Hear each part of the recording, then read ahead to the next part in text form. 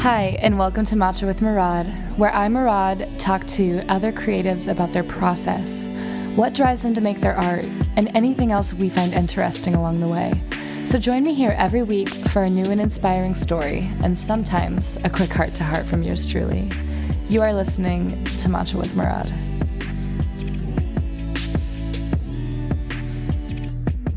This week on Matcha with Murad, we are joined by Sydney Friedman, who is a world-renowned mentalist. He combines a kind of telepathic and prediction ability with extraordinary piano skills, plus he actually explains how it's done. It's an entertainment and informational show which is unique, and it not only entertains, but also helps you grow and succeed. Sydney is a mind reader, for lack of better term, a national #1 best-selling author, a mind power trainer, a futurist, perhaps one of the most accurate prognosticators of news events, a pianist, guitarist, and composer, a math magician, a believer in helping numerous charities in their efforts to repair the world, and above all, a creative communicator who gets your message across in a way few people are able to. He specializes in making corporate, event, party, holiday, executive, and charity entertainment, and all of his shows are more than just entertainment. He gives his show substance, meaning leaving your audience feeling something fun, amazing, and uplifting. But also, he leaves you with something to think about. So please help me welcome to the show, Sydney Friedman. Hi, good to be here, Murad. Hello. Great to talk to you. It's honestly been a long time. I don't remember the last time we actually had like a full... King Lux Studio was the last time I think I saw you. You were there finishing up a project, or maybe you were working on Laser Love. Oh, you know what? I think I remember you listening to Laser Love when we were there. So yeah, that's awesome. So, all right, let's get straight into it. Did mentalism choose you, or did you choose it? Oh my goodness. I don't. What? Who knows? Which came first, the chicken or the egg? I don't know. Right. It did. I think it all. It's probably a little of both. Mm-hmm. Like it kind of came to you, and then you. Yeah, I mean, ran since with it. Small, I had a knack for these kinds of things. These Mm-hmm. extra mental abilities. But then just like people have a knack, and I have a knack for music too, just like you do. Mm-hmm. But then you have to decide to actually work at it and go for it, or how much you want to work at it. So, right.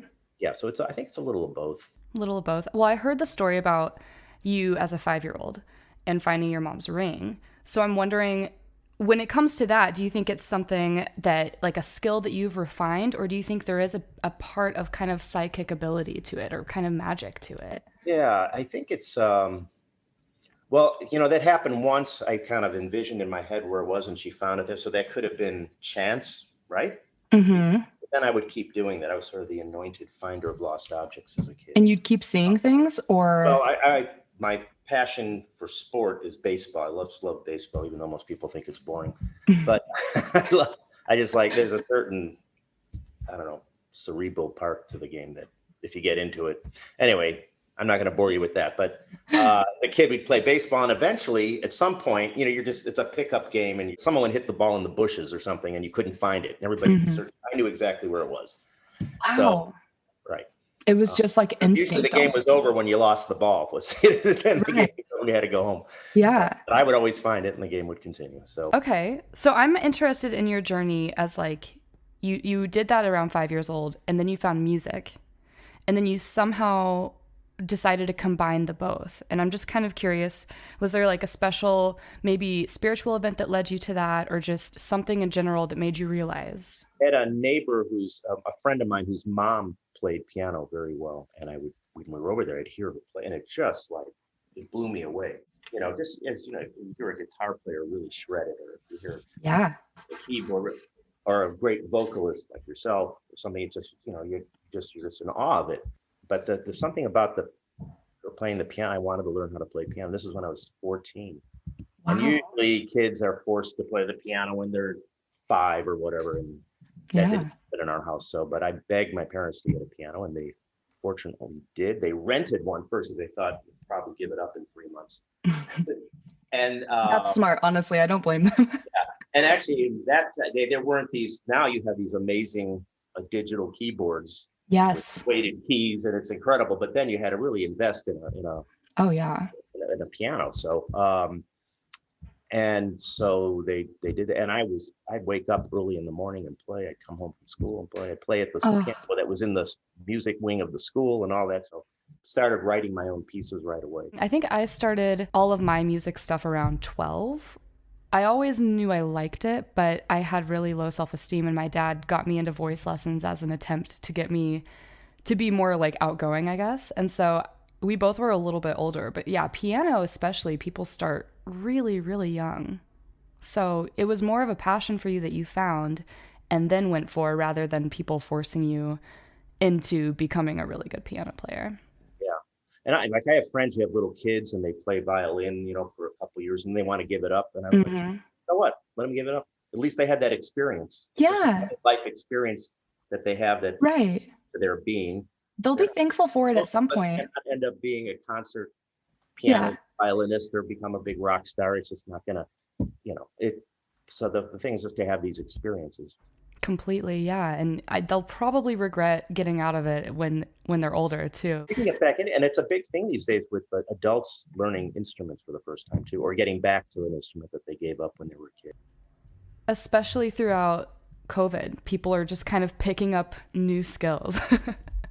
They're like, I'm going to learn a language. It gets boring, and you got to start doing something for yourself. So. Exactly. Would you say music was your first passion? They both were. I was just fascinated with magical things. I loved magicians who did magic tricks and sleight of hand, but that I was all thumbs with those kinds of things. But anything that was just magical, and as a kid, you believe in Santa Claus till you're right 15 years, no, till you're 20 years old, till you're 30, no, till you're maybe 8 years old, and till you're 30, and we lose that sense of wonder.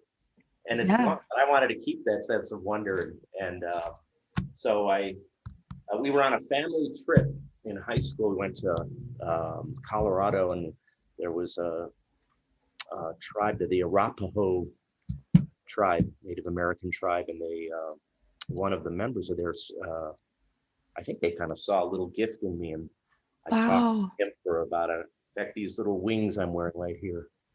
Little wings. Those were given to you that long ago? Yeah, back then. Oh my gosh, that's amazing. You won't wear them now, but someday you will. And I always kept them in a safe place. Oh my gosh. Today feels like the right day to put them on ahead of months and stuff. So what did they say to you? They literally just gave you a necklace and said there's something special in you, or did they? Gave me a touch. Said, don't be afraid of it, because I was very afraid of it. And said, just go with the flow here and just, have fun. He said, enjoy it, savor it. Everybody has a gift. This is yours. I would have probably freaked out a little bit as a kid from that, but then I would have thought it was really cool. And so you think that kind of led you a little bit more down that path? Like it kept you encouraged to keep going? Yeah, because it was kind of freaked me out. And other people were kind of like, my teacher had misplaced papers in school one day. I think it was the third grade or something. Yeah, third grade. And she misplaced those papers. I told her exactly where they were. And then I got in trouble because she thought it. So, what else is she supposed to think? 2 weeks in the principal's office. 2 weeks? That seems a little extreme. So do you think that there is a distinction, obviously, between magicians and mentalists? Yeah. So, magicians create wonder and magic with sleight of hand and illusion. And it's a puzzle that no one can figure it out. If they're good, then you can't figure it out. Right. And then a mentalist there's two kinds. There's one who does things that seem like they're intuitive or psychic, but in actuality, there's some kind of a magic trick behind it. And then there's mentalists who do this and it's all for real. And it's just the real deal. And then there's some who combine the two. So it's all there's these different lines that are across there. It's all done for just inspiration and wonder. And what do you mean by the real deal? Like they're using their prediction skills and all of that they've actually refined for years? Yeah, it's, using real intuition, so forth. Now that's rare. That's few and far between to find someone like that. But right. Yeah. So when you're I'm more on that real thing, but then occasionally I'll use a little bit of a magical thing to help it for the sake of entertainment. Right. I agree with I say to my audience, that's what it is. This is for enjoyment. obviously the predictions that I state every year, I come out with a set of predictions. There's no trick to that. I just state them and we see if they come true. Yeah. And they just come to you? Yeah. So I journal my dreams, literally have books with pages and pages of my dreams that I write down. And through those, I've seen things that happen. So, Yeah. and now there's three kinds of dreams I've discovered. One are total nonsense. They mean absolutely nothing. Then there's another kind where it has to do with me. As you know, we have dreams that have to do, if you think about it, it has to do with something we're working on in our life. And usually it's metaphorical. And then there's the third kind, which are predictive. They kind of anticipate something, or that's something of, and in my case, they're predictive about things, but they're generally, again, metaphorical, or they're symbolic, and I have to interpret it. Got it. Whether I interpret it correctly or not, that's the challenge. So. Wow. So you journal it and you go back and you're like, this is definitely what I'm interpreting from this dream. But that being said, I've never found anyone who can sense every moment of tomorrow. I haven't seen. I've studied this my whole life. I've researched mountains of material. I've checked things out of people who claim that you can't. There's no one who. That's perfect, right? Like that gets everything right every day. And I don't think you can. I think it's. I mean, nothing's impossible, I suppose. But right. if each of us knew every moment, then there wouldn't be a present, Yeah, like that's kind of what life is about. Things can change and move sometimes. Right. But in a quantum physics sense, there is no future or past. There's no time is a Earth concept to keep things organized here, but out in space there really is no time. And there is a concept in quantum physics where it all bends over and you can actually the two kind of meet, but you don't have to get it. I've been wanting to get into quantum physics. In the dream, they could be. Yeah, you could be. Yeah. But I do think while we can't see every moment of the future, we can sense, we can get hunches about that. Just like people wake up and you get a feeling about how the day is going to be, you just have that. Right. So I totally meet understand. Someone and you kind of have the feeling about, oh my God, this is going to be a weird connection. You just have, so there's, we get these hunches and intuitions. And the funny thing is that I've always had very strong intuition to the point where it freaks me out a little bit and I ignore it. Because I'm just like, ooh, like it's a little too strong for me. And I'm. Be an example. Well, obviously, like when you're in relationships and you don't want to be right about something, that's happened to me so many times in my life where I'm like, I want to avoid this, but I know it will catch up with me at some point because I just know it's true. And there's nothing has happened to make me think it's true. It's literally just my gut telling me that it's true. And then there's also just like, some paranormal things that have happened to me in my life because I just grew up in an old house.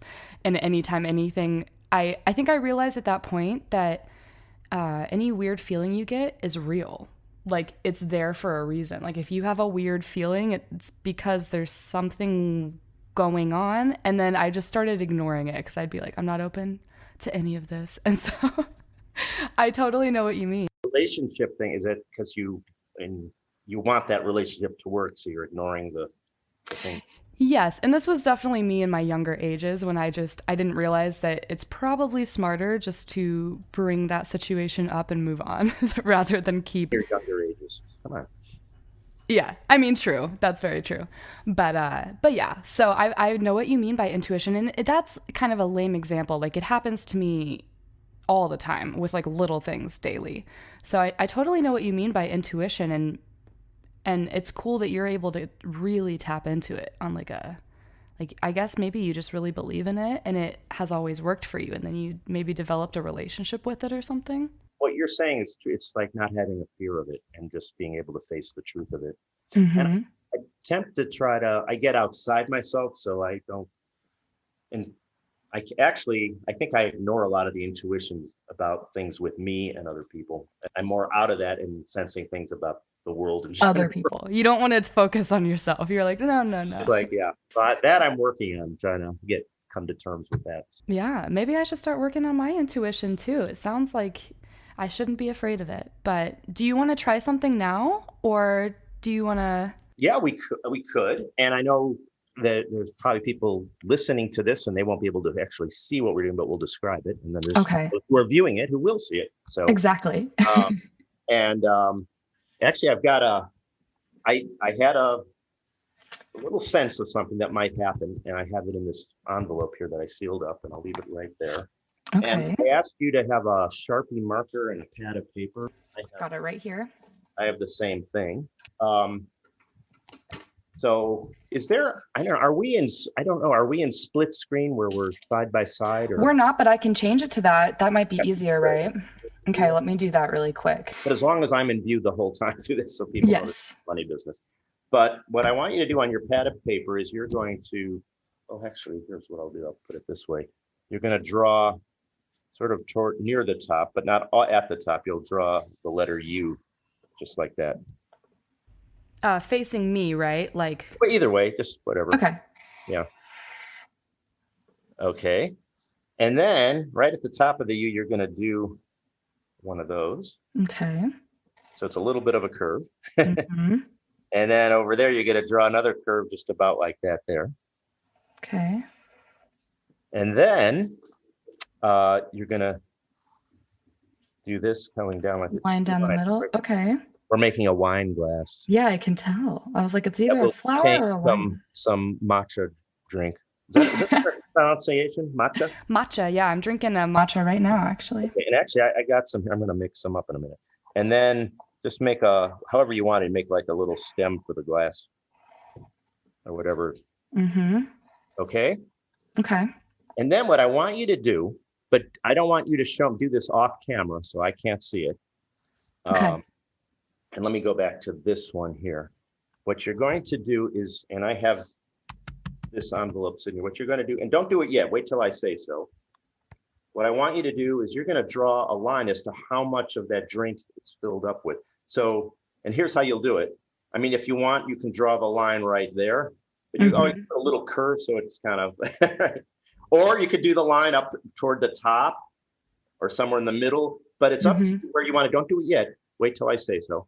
But at any point you do that. And then if you want to, wherever you put that line, you can actually go like that. And then it's three-dimensional.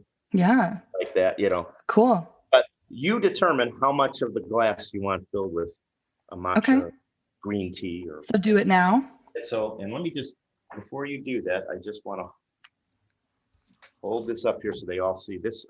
Because in here is a sense of what I believe you're going to do. Okay. Okay. So, but you do it now. Go ahead. Okay.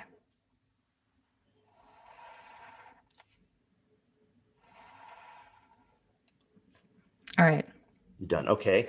And then let's see what you have. And then we'll see if I was right. All right. I'll do it. Again, these things are not 100% here. So it looks like, where are you at there? About what? I'd say like a little less than half. A little less than half. Okay.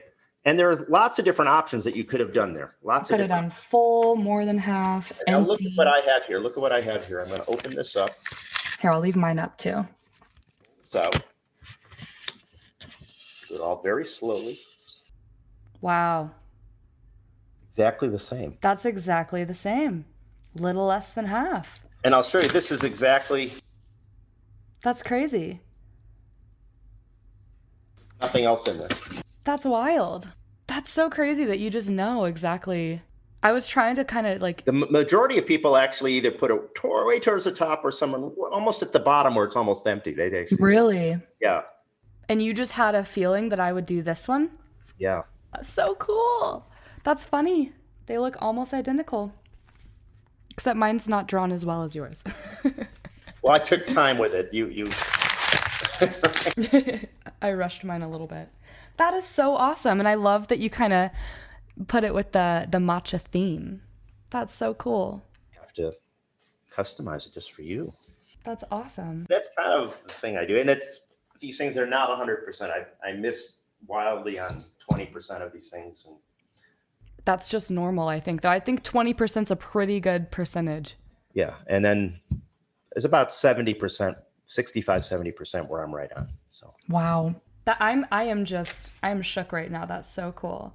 Well, thank you. So tell me, how do what I've got this green tea. I just put it in a glass of water. Is that what I do? Or So here's what you kind of have to do. I don't know if you'll be able to do it on camera because you need two things. You need hot water oh, hot water. Okay. and you need some kind of like whisking device, like just like a little whisk, or you can use a spoon. It's going to get a little clumpier. So you need like a whisk I type do have situation. a spoon, but I don't have the hot water here.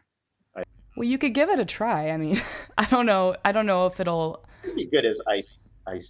It would be really good. I just don't know if it has Heat to it be up hot later. first. The Trader Joe's one's pretty good though, so it might be fine. I love like the ASMR. We have like the Sharpie going in the mic and then the matcha packet. I think you can hear it on the mic. Yeah, you can. I can hear it on my end. There we go. This will give me even more magical powers. Yes, it will. Green tea always makes me feel a little bit more one with myself. Yeah, that's the only problem. It's a little hard to, the hot water helps it dissolve a little bit better. But No, it does actually. I think I've got it pretty good. Here. nice. Okay. It looks very green from here. It looks like it blended pretty well. Yeah, I mean, Yeah. I love matcha. It's a little bitter if you don't have honey or anything in it, but it's basically no, it's refreshing. good. Okay, yeah. So what it is, it's like whole leaf green tea. So instead of just steeping the bag in the water, it's like blended All right. leaves of green tea. I'm going to drink about half of it, and then the rest I'm going to heat up later. Try. All right. So as we know, the pandemic's changed everybody's lives drastically. What have you been doing differently during the pandemic? Have you had any new hobbies?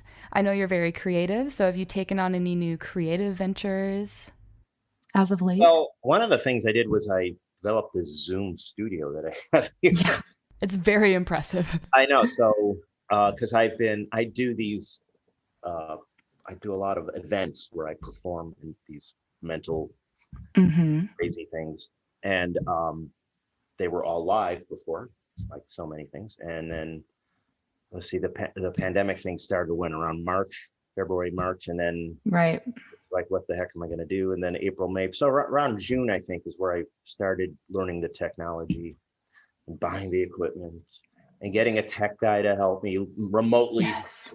Found a guy in Long Island of all places, but he's really That's good. funny. Some people are tech people, but they can't explain it. You ever have that? It's like, what?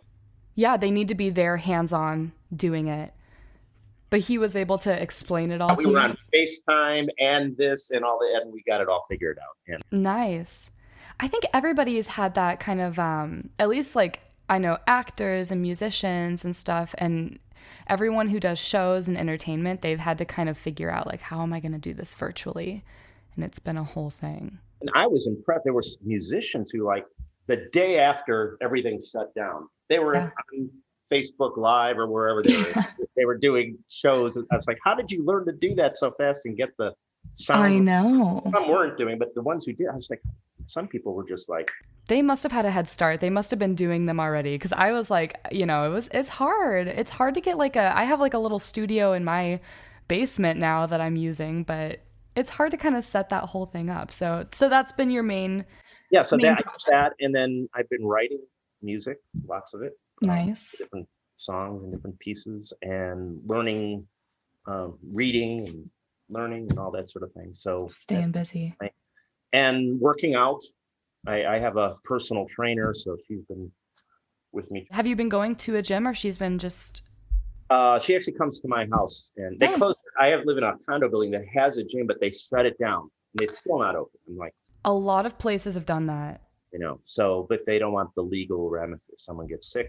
But she comes here. We're wearing masks, and Nice. I call her an impersonal trainer. That's funny. What is the That's the only way it's like that's 12 hilarious. reps, and then she's like, okay, two more. What is the state of Chicago right now? Because obviously I moved to, actually you might not know that, but I moved back home to KC for a little bit. Oh, I didn't know. Yeah, so I've been here for almost a year. Go Chiefs. It's been pretty awesome, I'm not gonna lie. I have a Chiefs hat here. I went to Arrowhead Stadium. I was I was there, when was it? 4 or 5 years ago, and a client of mine took me to a game. And Really? before they got good, before they had, Yeah. it was such an energy there. They're kind of my second team to the Bears. Right. Well, I love them. I've been enjoying, this is the first year that I think I've watched almost every game, and I've never been a sports person, but I enjoy It, but now you're into it. now that they're good. I'm like, oh, it's so great. I love watching them win every game. No, but You're such a cool guy. Uh, yeah, it blows my mind that he's my age. That kind of like blows my mind a little bit. But I definitely got scared at the game where he got hurt. I don't know if you saw that game, but that he had freaked. the concussion. Yeah. Yeah. I didn't know if we were going to win that game either. I was like, we might be out. But Guy came in and he did great too. yeah, he saved the game thankfully. So, but the Arrowhead Stadium is actually known. When I was in school for audio engineering, it came up on one of our quizzes because it has the highest decibel of any stadium. Oh, I did not know that. Because I think it's the way it was built and also just how loud everybody is here. It was amazing. And I remember I was stuffing napkins in my ears. Because it's so loud. I didn't, usually you go to rock concerts or live clubs or you have the little ear things. Yeah. And I wasn't expecting that at the football game. So Who would expect that, right? Yeah, it's so loud. And if you think about it, if you're someone who's had season tickets for years, you're probably experiencing a little bit of hearing loss. Like it's that loud. But I do think it's awesome that they're doing well. I wonder do you have a prediction about the Super Bowl? I am terrible at predicting sports. That's one thing. I'm great at the Oscars. Oh, you did say that. Good at predicting the sports. I don't know. I just don't have. It just doesn't come to you. So I'm hoping the Chiefs win. I am too. I really am. That'd be really cool. I mean, has anyone won this? Has anybody ever won the Super Bowl 2 years in a row? Yes, they have. I think the Packers did back in the 60s when the first two Super Bowls, I think they won them. And there's been, I think the Steelers have done it. Okay. Yeah. Okay. It's very hard to do it. Right. Yeah. Injuries. I don't know how anybody plays that game and then is physically right after they've done it. I don't either. It's crazy when you watch how hard people get hit and you really think about it. You're like, if I got hit like that, I don't think I'd be okay. Like, I think I would be out for like a month. And on TV you can see, but when you're there, you see the impact and you hear the sound of them hitting and the speed that they're playing, and it's just like it's insane. I'm glad that there's at least more rules about it now, about concussions and things like that. So you are just to switch the subject really quick, you're a trained dancer too? Oh my gosh. So yeah, I had a hobby some years, the pandemic took care of that, but I love what they call social dancing, ballroom dancing, but I was more into what they call Lindy Hop swing. So what is that? Well, that's if you ever seen like swing jazz, and that's dancing to, it's like Charleston and Jitterbug, Lindy Hop, that type. Okay. And it's couples dancing and it's fun, and it's just like I got into that many years ago, and it was sort of like this subculture of people. Yeah. And every night there'd be hundreds of people showing up. That is so fun. So you trained, or you just other cities, and I'd look up where I'd just show up there and start dancing, and make new friends. I love dance. Like the only reason I ever go out is to dance. Like it's just the best feeling ever. So you weren't trained, you just started going. I took lots of classes. Okay. When you do couple, there's the lead and follow. Yeah, it's not easy. So that, because it's not choreographed, you're literally your follower. She can, if I direct her, she'll know without words. It's like a nonverbal communication, it's a physical communication. And then you leave her freedom to do her thing as well. And it's this beautiful, beautiful thing. And that happens in Latin dancing or ballroom dancing or Lindy Hop swing or that is so cool. So you're trained in all of those? Tango, same thing. I'm not. I do some Latin dancing. I do a little bit of what they call West Coast swing, all that. But these are all like subcultures. Totally different things. The tango scene is this huge, that it's just this small subset of people that most of the people is not aware of, but they're very passionate about it. I love watching. So I don't know if you've ever been there, but there is a speakeasy in Chicago called Escobar. Oh yeah. And I loved going there because everybody actually danced. And there, you can go to so many places in Chicago and everybody is just kind of standing around. And you're like, well, this is kind of lame. But there, everybody was salsa dancing and they were just so into it. Such a good vibe there. Latin dancing is probably the biggest of the dance scenes, probably because there's so much Latin influence in the United States. So yeah, salsa dancing is huge. Not It's anymore. so cool. No one can. You can't dance Right. feet away. Hmm. So So you can only really, I mean, how do you even get practice at that during a pandemic? Like you really can't. I feel bad for these people who own these dance studios, these dance. Hmm. Yeah. Yeah, it's not.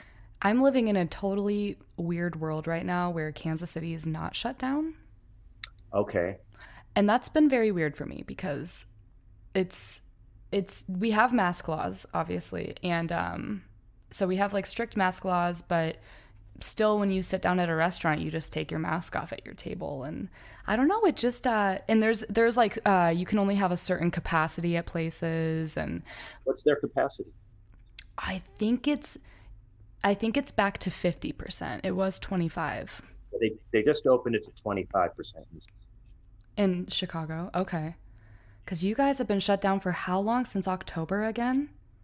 A long time, yeah. I mean, there was all the outdoor dining, which was great. Right, but it's cold.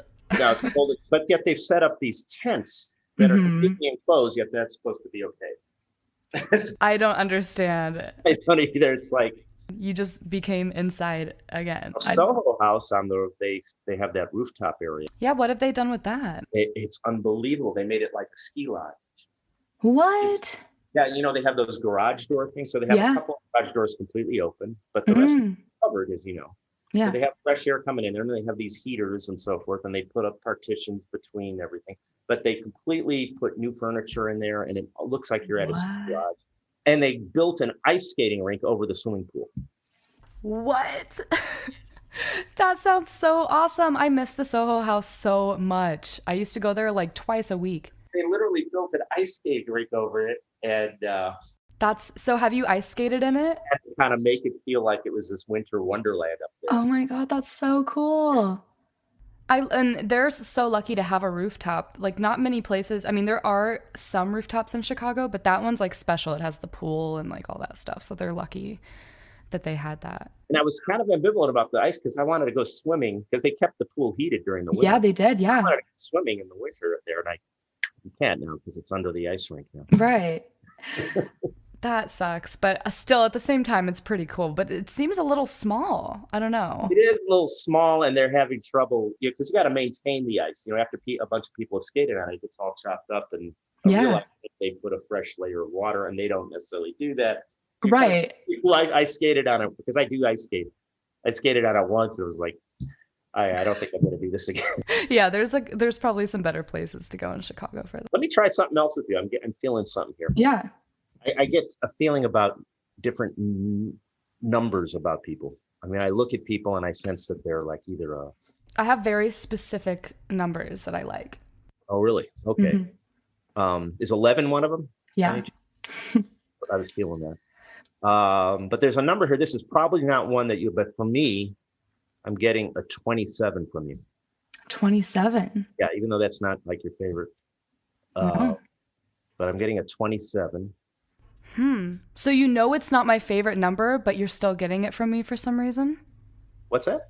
It's not one of my favorite numbers, but you're still just like sensing it from me for some reason? I think that's going to be something about the number 27 is going to be important in your life. And I'll tell you, and I'm going to demonstrate something to you right here. And this is not a card trick. But I'm using cards. You'll see what I mean in a moment. And I put numbers on the backs of these cards here. Like this one is a 30, and that's a 36. And this one is a 15 and a 32, and so on. So the 17 is a 3 of spades. 49 is a ace of hearts, and so on and so forth, all the way up to 52. And so what I'm going to do is I'm going to drop these one at a time onto the table here. And whenever you want to, say stop, and then that'll be yours. Like if you stop me here, that would be 48. Okay. Yeah. So whenever you want to, just say stop. Stop. Right there. Leave it right here. Now you could have stopped me on any one of these. Mm-hmm. You could have stopped me on number 17, or let's say number 44, or number 34, or any one of these. 52 would have been one. Mm-hmm. The 4 of clubs. And we didn't have any conversation about this ahead of time. And I said, what number's 27 for you? What? What? How? How is that even possible? Did you know that 4 is one of my numbers? That's crazy. I don't even know how you did that. Wow, that's really cool. And it always helps when I have a conversation with someone like we are. It creates the connection where I can do these things. That's so cool. Now I'm scared for 27. I'm like, what's 27? But in a good way. 27 is going to be very important in your life. Wow. Yeah. Well, okay. Maybe 27th of month, 27 years old, different thing. I don't know. It's just the number itself. And it might be 2 + 7, 9. I don't know, but be on the lookout for it. Okay, I'll be on the lookout for that. That's so cool. Oh my gosh, I don't even know how that happened. I'm just happy it worked. Yeah, it did work. I'm impressed. Okay, so tell me more about your musical Mentalist show in general, because you have with dance, piano, and your Mentalist show, obviously performing is a passion of yours. So tell me about the show and kind of how it came. Yeah, in my show, I demonstrate, just like I did for you, I demonstrate these things, and I've done these where it's just a small audience of a few people and sometimes several thousand people. And I incorporate music in it because I do something called music mind reading, where people think of tunes, songs, and then I sense the song in their head and I play it on the piano. And I do other types of things that relate to music and sound.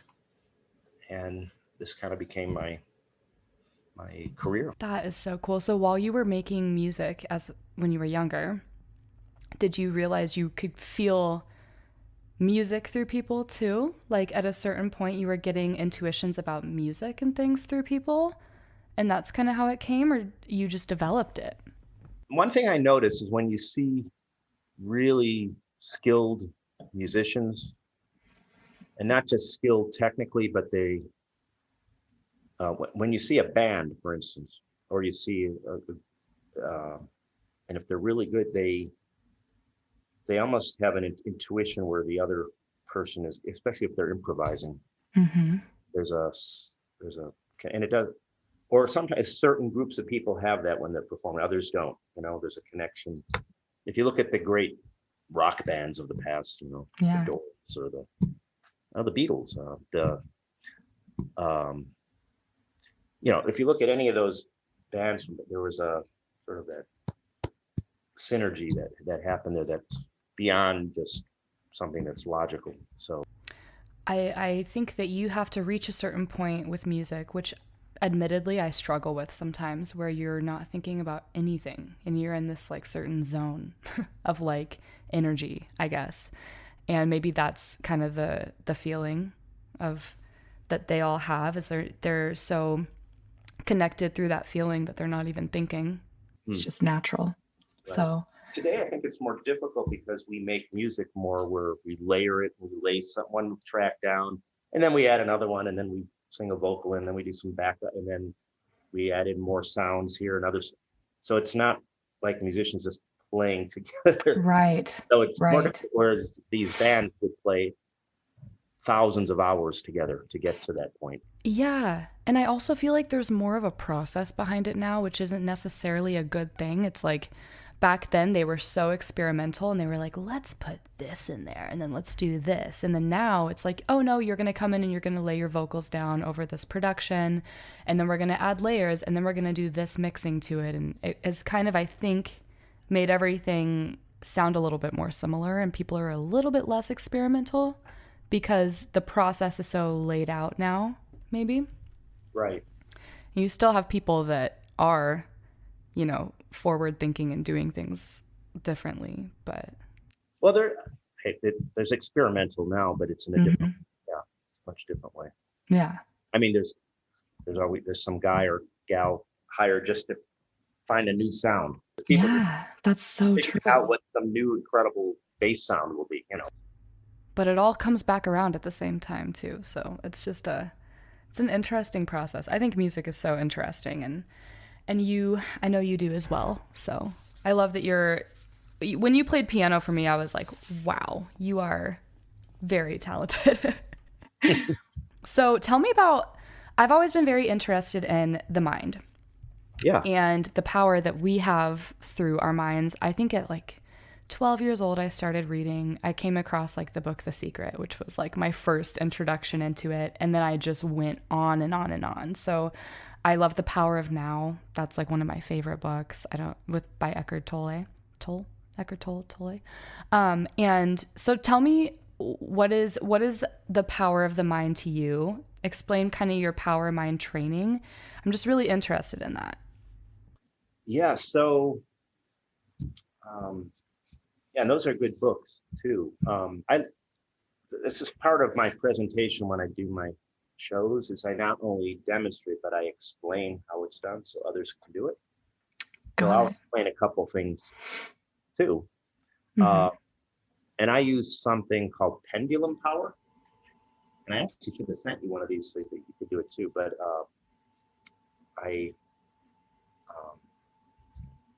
at the Museum of Science and Industry in Chicago, there's one of these pendulums that's huge. It's a big round thing.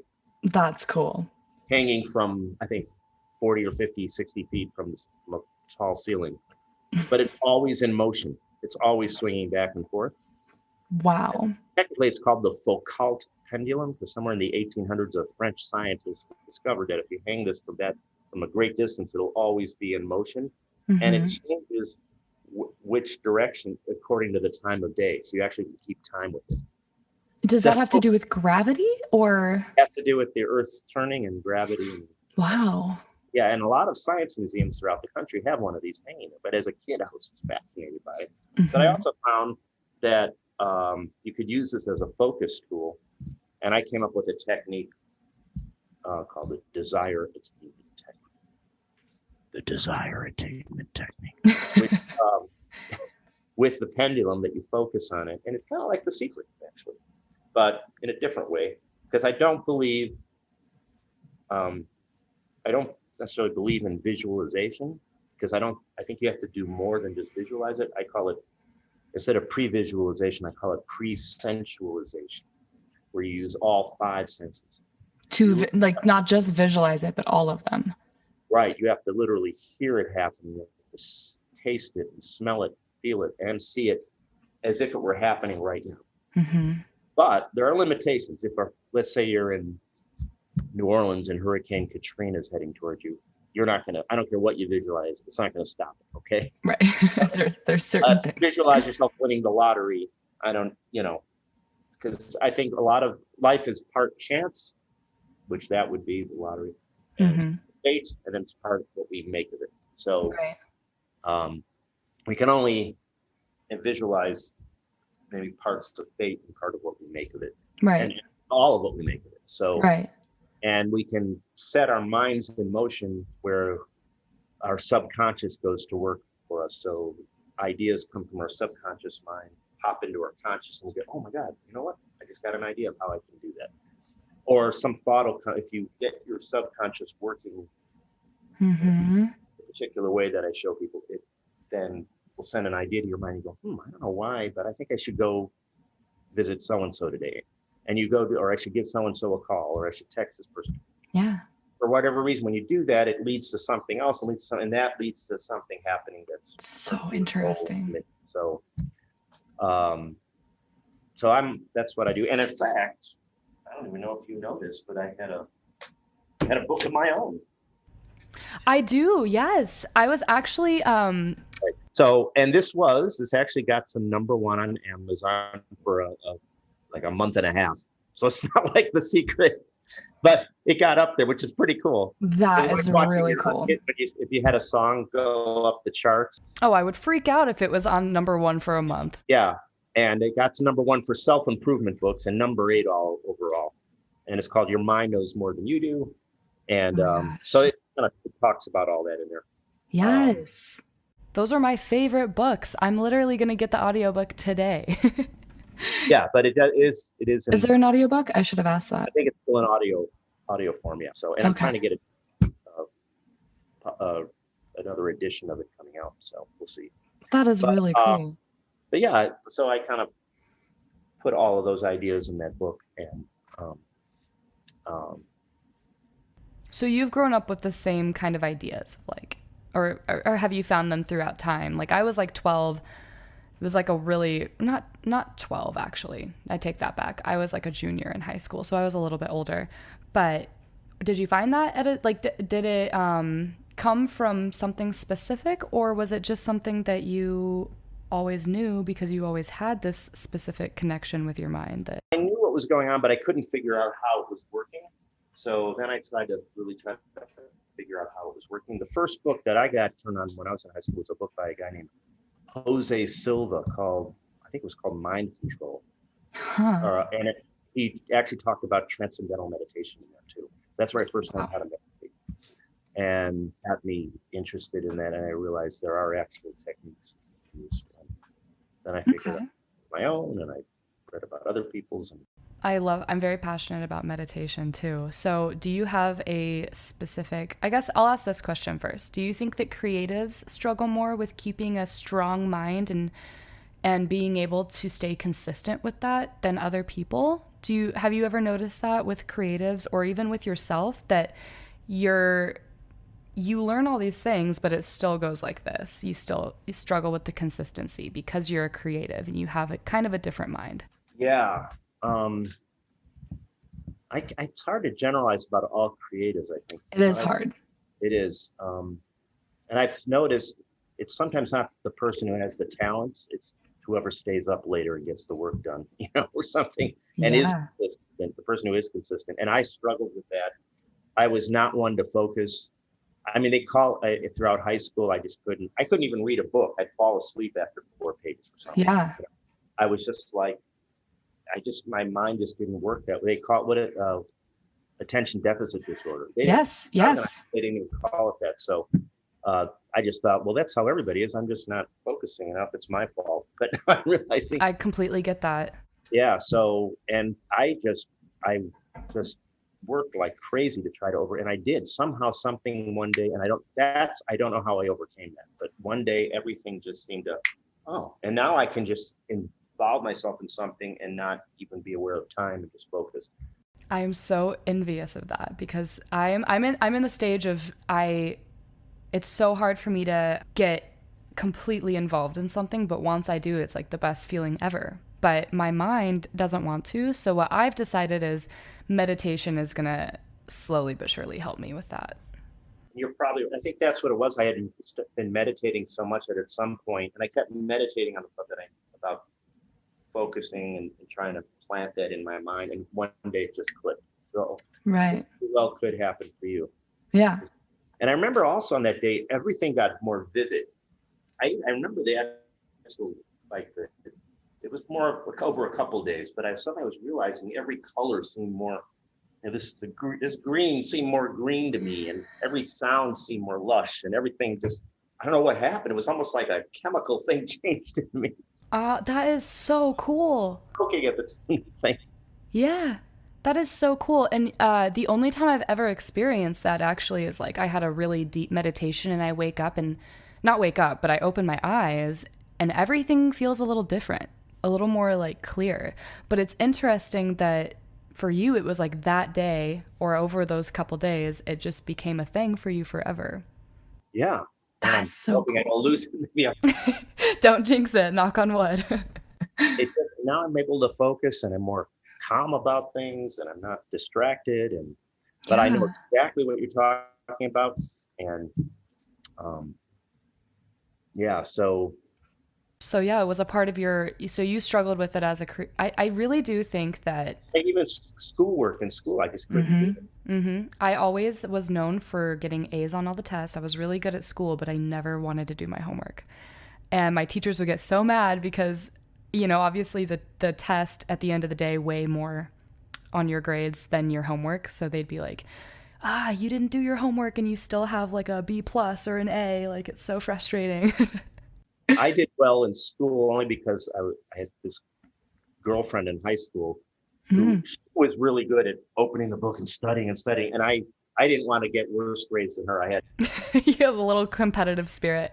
So I was like motivated to at least keep up with her. That's funny. That's hilarious. But yeah, I'm competitive too. I totally get it. My friends would get mad at me because they would study all night, and I just have a good like test brain. I don't know if I even really knew the topics that much, as well as like I could just read the test. You know what I'm saying? Like, because it was all like multiple choice and stuff, and I knew like what they wanted me to say, going on the intuition thing, I guess. So yeah, that's fantastic. So do you have? I know you mentioned meditation. Do you have creative rituals that help you get involved completely in your projects? Like, great question. That's kind of what this whole podcast is about. So, yeah, there isn't really. I mean, it's kind of like on a whim. I'm feeling something and I get some paper, write it down, or I run to the piano or a guitar or something, or if I'm creating something for my show, I sit there at my laptop and I'm typing the ideas out, or I'm opening the memo thing in the voice memo in my phone and talk there so I don't forget because if you come up with an idea and you say, oh, I'll write it down later, or you forget it. Or you do, but it's never quite the same as when you first came up with it. Yeah, I've heard two theories about that, and I don't know. I have two theories that I can't decide which one I believe in more. So I listened to Elizabeth, what is her last name? She wrote Eat, Pray, Love.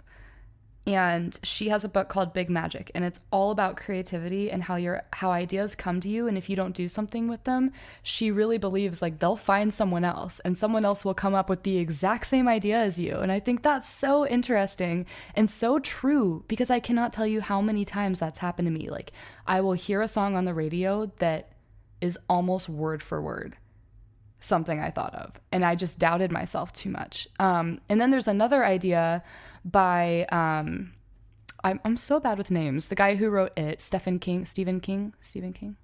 Well, he has an idea. I watched him do a college like lecture about writing, and he was saying that good ideas, he says, I kind of relate to this too, because if I just sit down and try to write something, like the idea has to come to me, right? I can't just sit down and be like, what am I going to be poetic about today? And just start writing. And he said, if you have a good idea, it's like a strainer. Like you don't need to write anything down, because all your good ideas will hold over time. And your other ideas will kind of strain through the strainer. And the really good ones that have never been able to leave you are like the ones that you should do something with. So there's two ideas, and that one I don't quite. Right. I think I like Elizabeth's idea a little bit better, because I've seen for myself ideas that I let go, someone else grabs a hold of them and does something awesome with it. So. Yeah, and I think is it Snow White and the Seven Dwarfs? So there's one of these classic stories that in different cultures around the globe, 5 or 6 different cultures came up with the same story within the same couple of years, even though they had back in those days, there was no Twitter or there's no. Isn't that interesting? This independently, but it was in the air, and these people just. So the idea, that's the whole thing. The ideas are in the air, and someone has to be open to it. I just picture them like flying around, and they find someone good enough for it, or like not good enough, but someone fit for that idea, a match, and they just like come to you, always in the shower or before bed, the most annoying times. But I have no ritual for it. I don't. I just it comes to me, and at a certain point, I just like run with it, and I just probably morning is when I work on things the most. I don't know why. Interesting. Maybe a little foggy, and kind of first thing in the morning is when I work on a lot of creative stuff, I think. Well, I feel like there's something kind of magical about the morning. I don't know why. It's like you haven't had all your thoughts for the day yet, and you haven't like dealt with anybody else. It's just you and I love the mornings for that reason. And your mind isn't on overdrive yet. Exactly. you can just kind of not overthink things maybe, and you just do it anyways. For artists, there's so much creativity and industry and technology, we're in Everything. the creativity just to have this is just, we take it for granted, but it was just 2007 that the iPhone came out and you could see a video sent It from has somewhere moved else. so quickly. And all the improvements, and if you look at those cell phones from the 90s that were these that like were in your car and movie stuff. where they're on the cell phone, and Yeah. it's like this big thing they're holding. So funny. I even had like the little at first it was really cool to have like a tiny phone. Like once things started moving a little bit, it was like, oh, you need your phone to be as tiny as possible. And then it started going like, oh no, we need the iPhone Plus again, and the Note, now Samsung Note. Bigger. Yeah. Using the phone with your laptop. Yeah, it's so funny. And your phone is a laptop. It really is. Like you can. You're carrying around a computer. You But are. now the thing where this year, I believe Elon Musk is going to introduce a thing called Neuralink. I don't know about that. No. It's a thing where they and this sounds gross, but they literally cut a little thing in your brain, and you can actually connect a computer to your brain. I don't like that. I really don't. I know, it's really creepy. I don't like that. But it's the one thing it's good for is if someone has certain mental, if they're thinking it might be able to hear certain things that are going on in people's bodies or their chemistry or whatever. But also the knowledge that you would be able to, I know the whole thing is, and we're getting on the whole ethical thing. Yeah. Yeah. That's crazy. It's just like humans, and it's like, how will you do? Exactly. That goes into a whole different. I'm like, we're gonna have to do a podcast part 2 at some point, and just talk about just random things. So, what is your? I like to do kind of a little segment on when art meets art. Speaking of, everything has an artistic piece to it. So, magic and music. I feel like those are 2 good ones for you. So you obviously have had both as passions in your life for so long. How do they enhance each other in your life? How have you found that the 2 arts meeting together have enhanced your life? And not only your life, but people that experience it too. Well, we all come up with other people see us a certain way, and then we project a certain thing of ourselves. Mm-hmm. And we all end up with a certain label, you're an accountant, or you're a lawyer, Yeah, or you're a fireman, or you're a teacher, or a nurse, or a doctor, or you're a musician, or an artist, or you're a painter, whatever, or you're a combination of things. And I think too often people they're one thing, they're labeled as one thing and not anything else. And but they also do this. But it's not, I think for me, it's about being multifaceted. I always look at people as who they are with all their different facets. They may be serving someone in a restaurant, but they also are creating great art as well. And they probably do both well. And that's who they are. Me. And that's great. You can be lots of different people, or they might be, they might have, look, I know people who are doctors who also play music, or have a little music studio at home, and they're creating music. Yeah. And I think everyone has to have that creative. If you have that creative side, it's a balance. Not that everyone's going to be have a hit song on the Right. on iTunes, but it's so yeah. So for me, the combination of things is just sort of a natural thing for me. Yeah. Okay. That's a great answer. Pigeonholed into this one little thing, even like if you're within an art, you get pigeonholed that you're this type of artist, or Right. an actor will be, they can only do comedies, they can't be a serial. Yeah. Whereas they're probably not all, but many might have more of an expanse. So we all get typecast by our peers and families and friends and other people. So everybody has a different version of you in their minds, which is mind-blowing to think about. For me, I like to just say, well, wait a minute. I know that this person does this, but what else are they involved in? Mm-hmm. What's the picture? That's cool. Yeah. And it is dangerous as an artist, just creatively to just limit yourself to one thing too, because you don't know what you could find from something else, like painting or writing or whatever. So, well, thank you so much for being on the podcast, Sydney. I really appreciate it. And is there anything you want the viewers to know? No, I mean, if you want to know, the musicalmentalist.com or sydneyfriedman.com, SIDNEYFRIEDMAN.com. Perfect. Well, I'm going to get your audiobook as soon as possible too. I can't wait to read that. Well, I'll send you a signed physical copy too. That would be awesome. I love a good old school book. Let's be real. Like at night, just reading an old school book. My cat's trying to get into our podcast now, but thank you so much for talking to me. It's been such a pleasure. And I honestly want to do like a part 2 with you because it was just such a good conversation. So perfect. Well, everybody go check Sidney Friedman out, go read his book, go watch a show. And thank you again. Thank you, Murad. As always, thanks for listening to Matcha with Murad. If you enjoyed this episode, please be sure to like, subscribe, review, or share this with your friends. Again, thanks for listening, and talk to you guys next week.